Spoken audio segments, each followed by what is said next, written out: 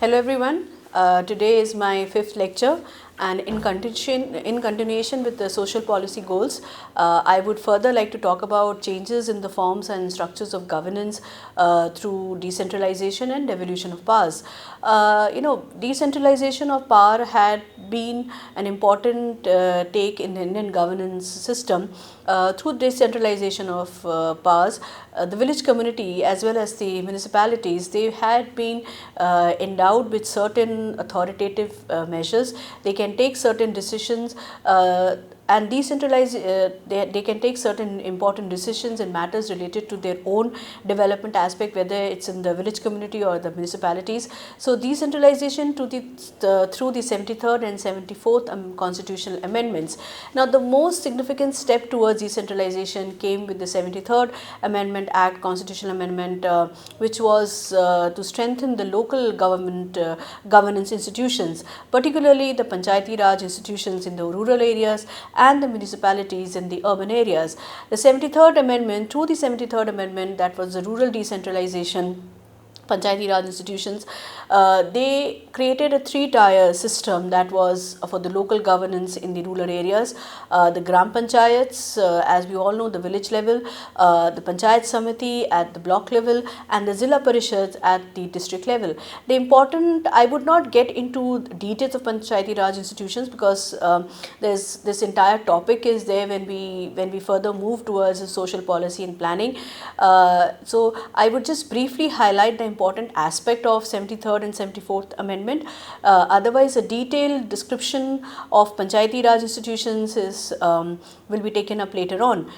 If I talk about the key important aspects of Panchayati Raj institutions, that it is a mandatory elections and regular elections has to be conducted every 5 years in terms of electing the elected bodies. There's a reservation of seats. The seats are reserved for the scheduled caste and the scheduled tribes, and women, at least 1/3 seats for the women has to be reserved to ensure equal representation of various communities or marginalized group like the scheduled caste, scheduled tribes as well as the women. And the PRIs, that is the Panchayati Raj institutions, was given a constitutional recognition, making them a crucial part of the democratic and government structure, democratic government structure. And states were given, this devolution of powers because it was well thought that the village communities, they are familiar with their issues, their problems, what are the pressing needs and expectations. And sometimes it happens that a lot of things are happening at the center as well at the state level, and sometimes due to various other responsibilities, the center sometimes fail to look into, or the center is not completely able to do justice in tackling these village community issues. So the village community, through this devolution of powers, through decentralization, the village community was being empowered, was given that kind of authority, that kind of important role in understanding their issues, their concerns, and looking out for possible feasible solutions to their problems, because through this it becomes a participatory approach where the village people are being familiar with their local resources, being familiar with their issues which are persistent. So they would understand that how what kind of problems they are facing on a daily basis, be it infrastructure, be it agriculture, be it livelihood, be it farming, be it community participation. So they are familiar with the issues and problems, and they are the ones to find solutions because they are the ones who are facing these issues on a daily basis. So the power was, the state has vested, the center has given them the power to understand their to develop the powers and responsibilities, so that in various specific areas like agriculture, healthcare, rural development, etc. The State Finance Commission, they must establish state finance commissions to recommend how resources should be distributed between the state and the local bodies, ensuring the financial devolution of powers. The 73rd Amendment actually empowered the rural community to participate in the decision making process, manage local resources, utilize local resources effectively, manage their crops, as well as implement development programs and projects. And it facilitated greater accountability in the use of funds and in the delivery of services. It also talked about what are the roles and what are the roles defined at all the three levels, be it the Gram Panchayat, Zilla Parishad, or the Panchayat Samiti. Coming to the 74th Amendment, that is the municipality, that is the urban decentralization. The urban local bodies were also empowered through municipalities, and they used to work effectively for larger cities, that's municipal corporations. For smaller towns, you have municipal councils, and for transitional areas, Nagar Panchayats. And again, in the same, like the 73rd Amendment process, they also have the elected urban bodies, mandated regular elections of ULB under the reservation of the scheduled caste and scheduled tribes, as well as reservations for the women was also there. Urban planning and development were given responsibility for urban housing, water supply, sanitation, other civic amenities which is listed in the 12th schedule. And the state finance, like the rural bodies, the state financial commissions recommend financial devolution of ULBs to ensure adequate resources. These resources are efficiently being utilized. And of course, the 74th Amendment, Constitutional Amendment, had also empowered, just like the rural areas, it has empowered the cities and towns to manage their affairs, to look after the issues, address any urban infrastructure needs, improve service delivery system through local decision making process. If we talk about the devolution of resources and finance commissions had been created, and the devolution of financial resources is crucial for decentralization of power. To make it more effective and efficient. The Central Finance Commission and the State Finance Commission, they play a key role in recommending the distribution of resources between the central government as well as the state government, and also the local bodies, because through them the financial matters are being taken up.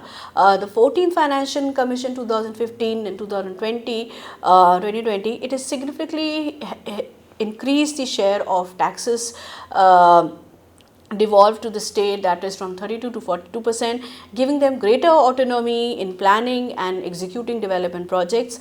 And the 15th Finance Commission, that is 2020-2025, they continued their emphasis on fiscal federalism by recommending increased grants to local bodies, to the panchayat committees, for the provision of services like drinking water, sanitation and health.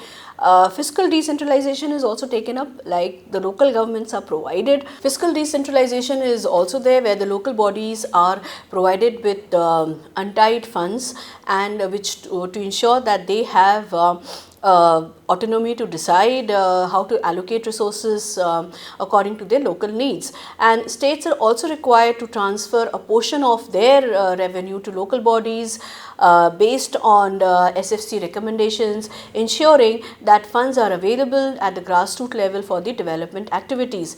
The central grants are also being ensured, and they provide specific grants in grants in aid to local bodies to support infrastructure development as well as service delivery. It includes funds from programs like some Smart Cities Mission, Atal Mission for Regeneration and Urban Transformation, and Rashtriya Gram Swaraj Abhiyan. Institutional strengthening and capacity building is also an important area, where training and capacity building would be initiated to manage local bodies' resources effectively. Programs like the Rashtriya Gram Swaraj Abhiyan was launched to provide training to the panchayat members as well as urban elected representatives. The decentralized planning, that is initiatives like the participatory rural appraisal, PRA and PLA, participatory learning appraisal, and the Gram Sabha system encourages local participation in planning and resource allocation, ensuring that community members are directly involved in identifying local priorities and monitoring project implementation. Strengthening decentralization through certain flagship schemes. There are several flagship government schemes, programs which have been directly aligned with the decentralized goals, emphasizing local governance, participation as well as resource management. Like if we talk about Manrega, Mahatma Gandhi National Rural Employment Guarantee Act, which is which is implemented through Panchayat. Manrega is a decentralized employment program that empowers rural community to plan and execute labor-intensive public work projects, and Panchayats plays a pivotal role. They plays an important role in identifying, planning, and monitoring these works, enhancing the role of governance and poverty alleviation, in enhancing the role in local governance as well as poverty alleviation. Then there is Swachh Bharat mission, the mission to promote sanitation, cleanliness is largely being implemented by local bodies, particularly in urban areas as well as rural areas, where Gram Panchayats had been leading campaigns for constructing toilets, managing waste, ensuring sanitation coverage. Then smart city missions and Amrut, these urban programs had been aimed to empower urban local bodies by granting them funds and responsibilities for planning, infrastructure development and digital governance to make the city sustainable and eco-friendly and citizen-friendly. Then Panchayat development programs, the Panchayat development plans process encourages bottom-up planning, where local communities, they take part in planning process, raising funds.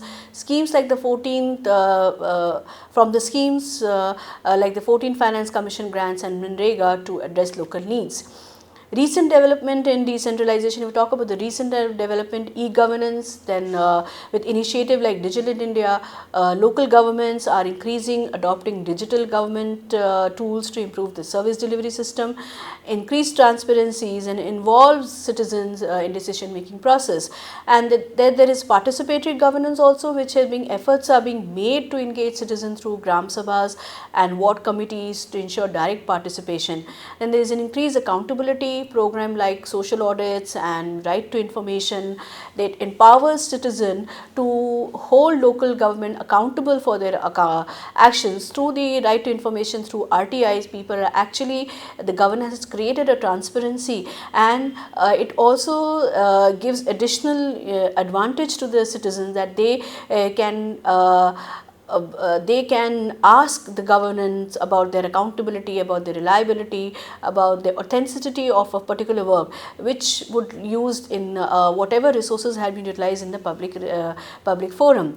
So the process of decentralization and devolution of resources in India has significantly transformed the governance landscapes, moving from a highly centralized system to one where Panchayati Raj institutions and the urban local bodies, they play a critical role in decision making, planning, resource management, resource allocation at the grassroots levels. The 73rd as well as the 74th constitutional amendments, they marked a milestone in decentralizing power, ensuring that the governance become more inclusive, participatory and accountable. So these, however, there are certain challenges like financial constraints, lack of clarity, lack of capacity and political interference from the so-called political parties, that has to be addressed effectively to fully realize the potential of decentralized governance. Now, the goals which I had discussed earlier were particularly related to the post-independence era, and how the social policies goal were integrated into the developmental discourse, and how since post-independence until 1950 onwards, the Planning Commission until date, how these issues had been tackled, like agrarian land reform or education or decentralization of power or employment or tackling anti-poverty goals. Now, I would particularly focus on other fundamental goals of social policy. As I had been discussing earlier also, that so the mere important objective or goal of policy, social policy, is to ensure that everyone is included in the benefits, or everyone, there is an inclusivity where the entire the most vulnerable, the most marginalized sections would be receiving the maximum benefit from a welfare point. The well-being, the overall well-being of every citizen, their choices, their freedom has been given center stage through social policy. Policy provides a safety nets. It protects, it guides the people from shackles, from shocks, from trauma, from any crisis, thus trying to heal or trying to enhance their present status to a much better position. Now, if we talk about the goals, is particularly focused on social justice. When we say social justice, injustices has to be meted out. What kind of injustice is prevailing in the country? It ensures equality, equity, as well as fairness in public dealings. As we often say that everyone is equal under the eyes of law. A person committing a crime, the quantum of punishment, the fines which are being imposed, it is applicable to each and every citizen. This social justice is ensured through various acts, legislations, amendments, entitlements, acts in the workplace, the Employees Insurance Act, acts, Sexual Harassment Act, or acts or legislations which covers both, all the three aspects, whether it is the economic aspect, whether it is the local social aspect, or whether it is the economic aspect or political aspects. So, justice, when you talk about social justice, fairness could be meted out,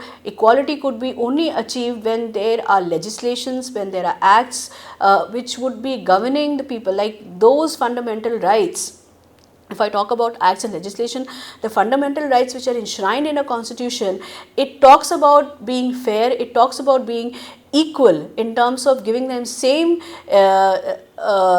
rights, entitlement, privileges to each and every citizen, either through birth or through a period of residence. So, a person who is a citizen of a country, he is entitled, and fundamental rights, as we all know, that these are justiciable rights, they are enforceable, nobody can violate, and this right, being a citizen of a country, nobody can violate these rights. Those fundamental rights are significant, are important, because it tries to bring a fair share for each and every citizen who are participating in the economic, social, political pursuits of a country.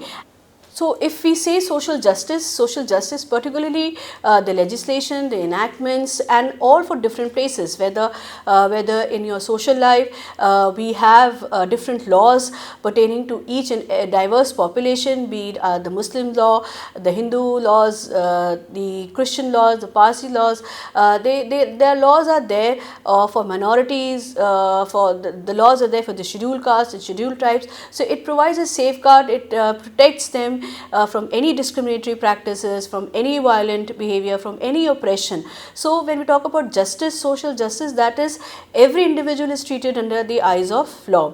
Secondly, talking about poverty alleviation, reducing and eliminating poverty. Since independence, the major objective and agenda of the government had always been poverty reduction strategy. How poverty can be reduced? We all know before independence, when or rather post independence, India was grappling not only with the low economic growth and development, but poverty was rampant, illiteracy was prevalent, unemployment was also at a high rate.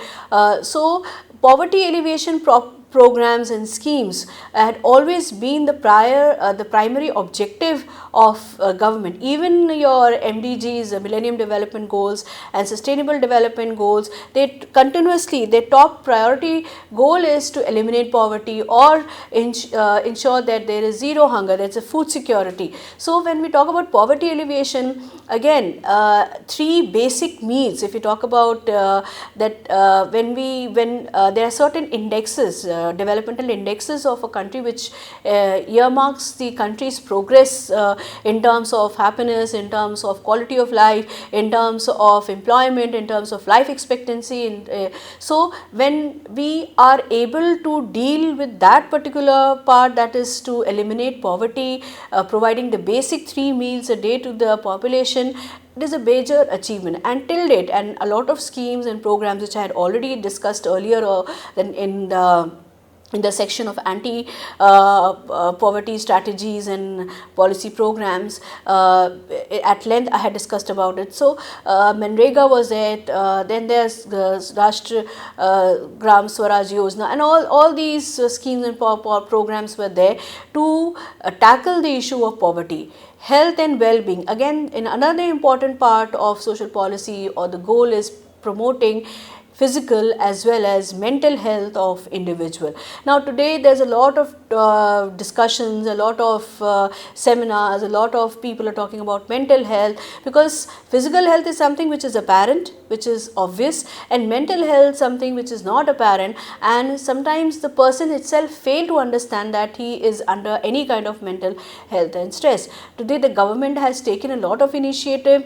NGOs, voluntary institutions, organizations are equally participative in ensuring that the people are not only talking about the physical health but also mental health is being taken care of. Because again, when we talk about health policies, if we particularly look into the area of health policies, there is Ayushman Bharat, there is Jani Suraksha Yojana, there is Indradhanush. For every section of the population, be it women, be it children, be it elderly, there are respective health policies and which covers them, and NRLM, NULM.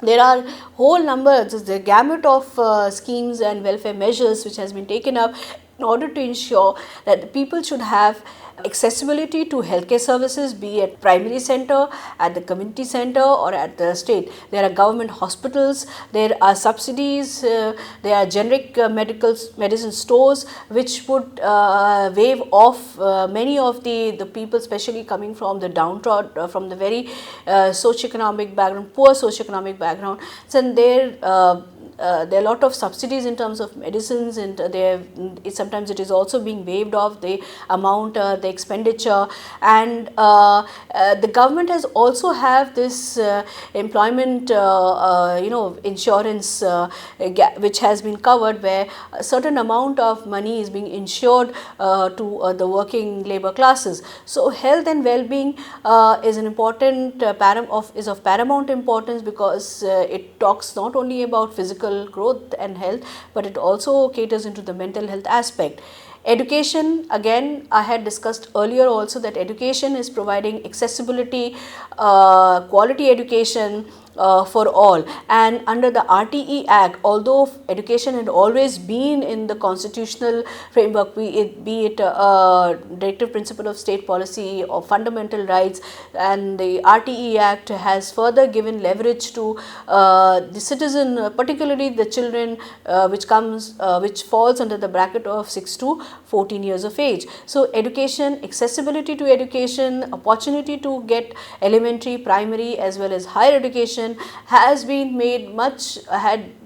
made available to a larger section of the population, and according to the RTE Act also, none can be denied the right to be educated. So today the government is just not focusing on the illiteracy or literacy part of it. They are not only concerned that the population is literate, but that is of course one part of education is that the population has to be literate. But the government is focusing more than that. It is just not only confining itself to just be a literate population, but rather it focuses more on to be an educated population, to be educated citizen. Social inclusion through social policy measures, inclusivity, participation, and management and development of various regions and people, communities had become the norm and under the social policy. It ensures that every individual, they have the opportunities, they have accessibility, they have freedom to fully participate in societies, in societal functions, where their representations, their participation in economic activities, their representation in political activities, in the social life, all becomes important when we say that policy is more often inclusive. Like it has been said that it is important that every individual should be included if they want their own growth and development. Now we take, if you say the social justice as a goal, if you further elaborate that social justice, it involves creating a society which are based on the principles of equality, equity and fairness, and it addresses on discrimination, inequalities and social exclusion. Justice can be only prevail when these three problems are being identified and they are tackled rigorously. Any kind of discrimination or oppression or any kind of ill treatment or mistreatment has to be taken up within the context of laws and legislations. Inequality as well as social exclusion should be addressed in order to deeply understand the idea and the concept of social justice. So, if you talk about what are the ways of understanding social justice, of course, legislations, affirmative actions, the social programs aimed to uplift or to look after, to protect or provide a safety net to the marginalized group. Poverty alleviation again as a goal, income support, social security, welfare benefits and unemployment insurance. Like one of the unemployment insurance was Manrega. Welfare benefits are there where there are a lot of schemes and programs if I also talk about the PDS, I have mentioned earlier that food public distribution services are there, and Food Security Act has been initiated where the individual, the population would at least have a say that they are getting 3 meals a day. Then social security measures are there, which in the form of assistance and insurance to the population, whether they are employed in an particularly those who are employed in a organized sector. So income support is a opportunity.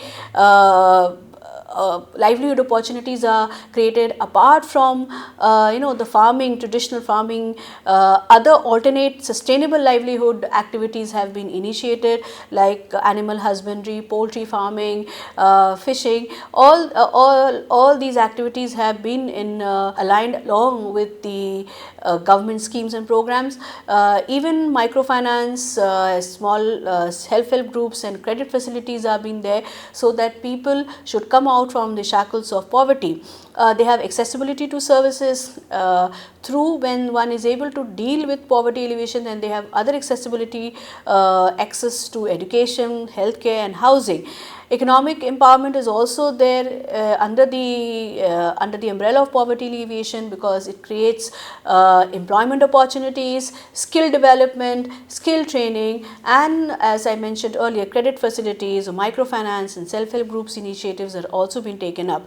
Then target interventions are there, then programs designed for the vulnerable population, like for the children, for the disabled, for the elderly.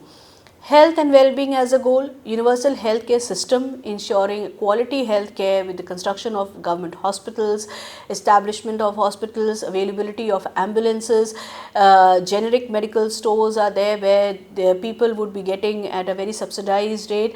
Minimum expenditure is involved in healthcare when we take government insurance and schemes. A lot of public health initiatives have been taken, like vaccination program, health education and disease prevention control is also taken up by the government, like malaria control program, TB control program. They are part of the health and well-being where the government is. Then Ayushman Bharat, equally a very comprehensive scheme which covers most of the health concerns and health issues. There are schemes particularly for women, for child. There was a scheme, the child survival schemes and program. Then mental health issues are also being taken up through integrated care and support services. And then social determinants of health are also being taken up, like housing, education and income. Education as a goal, universal education, providing free and compulsory education for all children. Quality of education has to be ensured, that is improving the quality of teacher, curriculum, infrastructure, accessibility to schools, all facilities should be available for not only elementary and primary schools, for higher education also. Equity in education, that is addressing disparities in access to education based on gender, socioeconomic status and geographically inclined, there's some geographical restrictions related to the accessibility of education, and sometimes the children, they do not have accessibility because of their geographical locations, because of they may be residing in very remote areas. So the transportation, the construction of roads equally becomes of paramount importance when we talk about equity in education, that those who are coming from very remote areas or those who are coming from backward regions, how what is the percentage of their accessibility. Then lifelong education, that is just not only talking about promoting adult education, but it also says vocational training, skill development is also there. Social inclusion, when we say social inclusion, it ensures that all individuals, irrespective of their caste, creed, they have the full opportunity and accessibility to participate fully in society's economic, social and political forum. And the barriers to inclusion is usually discrimination, oppression, marginalization and as well as social exclusion. When you are deliberately excluding a certain group either on the basis of their caste or region or ethnicity or linguistic ethnicity. Sometimes it happens that the social exclusion, which is a deliberately taken in order to exclude a particular community, a particular group, to not achieve the benefits or welfare measures from the government. Then inclusive policies should be created if we have to talk about social inclusions, which would promote the involvement, the participation of certain groups, which would look into their growth and development, such as like the minorities, the disabled and the elderly. So their participation, their role in society's growth and progress is again important. So including them, the policies for their inclusion, reservations for the disabled, certain reservations for the elderly populations, although particularly the elderly, they are a citizen and they are a valuable resource. So it becomes important that they are included in the policy structure and policy making system. Community engagement is also another part how social inclusion could be ensured. It involves or it encourages active participation in the community life as well as decision making process. Economic stability, it becomes very extremely important when we talk about social policies, or for that matter policies.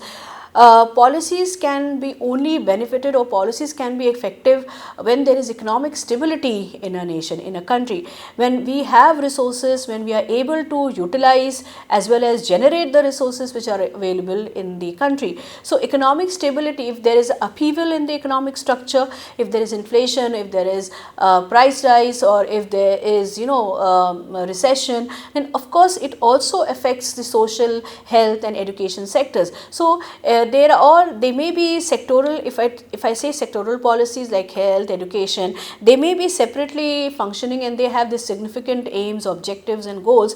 Nevertheless, all these policies are intertwined. So in order to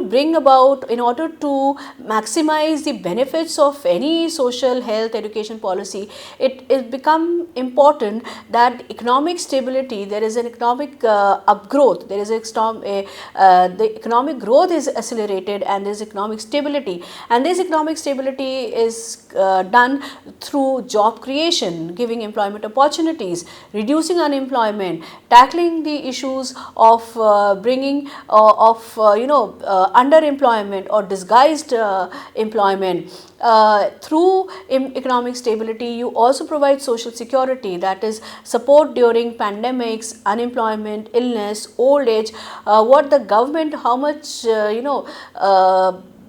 much welfare aspect have been covered by the government if somebody is unemployed or somebody is under sickness or old age. So through economic stability, you are actually ensuring the economic growth and development, which is both inclusive and it should be accelerated. Economic growth can be only can be done when the three sectors, the primary sectors, the secondary sectors and the tertiary sectors are strengthened, creating viable opportunities for the larger population, strengthening agricultural activities, establishment of industries and factories, and as well as the tertiary sector, which is the service sector, that is also tourism, hotel management, all are included in this. So it actually strengthening, when we talk about India's GDP and if we talk about the GDP as well as GNP, so how the economic activities, the policies which are created in terms of bringing about this stability is again important. Then crisis management through, whenever crisis management in terms of policy structure, one has to create policies to mitigate the impact of any economic crisis, as I mentioned earlier, like recessions and pandemic. Environmental sustainability again has now become a major concern for any policy making system, and today we are talking about sustainable development. Sustainable development goals are of paramount importance. Through sustainable development, you are not only talking about balancing economic growth, but it also talks about how you are going to protect and how you are going to safeguard, how would you conserve environment. And there are a lot of in India only there had been a lot of, there is a policy on there is environmental policies, but before that our legislations, the constitutional, the DPSP has given certain act, the Air Act, Water Act, Conservation Act, Wildlife Protection Act. There are so many laws and legislations which are directed towards the protection and conservation of our environment. Climate change policies also should be implemented, which would reduce carbon emissions and it would further promote renewable energy. Resource management is another important aspect where you ensure the sustainable use of natural resources such as water, land and forest, and ensure environmental justice. Lena Dominelli has rightly had talked about green social work. Here I would like to say that she has spoken about green social work and how environmental justice can be ensured, addressing disproportionate impact of environmental degradation not only on marginalized communities but overall how it is impacting the flora and fauna. So environmental justice has to be ensured. Equity versus efficiency. When we talk about all these goals, one important part is equity versus efficiency in social policies, that how equity would be achieved, that is fair distribution of resources and opportunities, and at the same time efficiency, that maximum